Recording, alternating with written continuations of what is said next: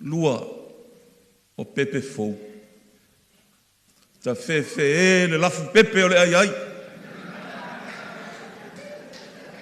Ta fe le tele o le au o pepe sori tu la fono o le ai. Sei toe sila i le melea. Sei toe suena ne ane melea. Toi teu le melea, toi tu yeisi pa le lenga o whaupunga lea.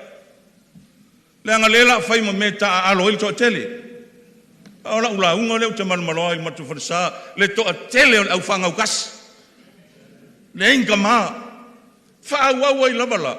Le wha mai le apostolo Paulo, whaai tete nei a vea tonga, saulo tonga, ma tonga fiti al ti Apolo. Whaai tete, ia leina tutusa ana matau ma le fina ngalo le atua. Sa o tau, le whailonga lanu le atua. A o le atua o le ami o tonu.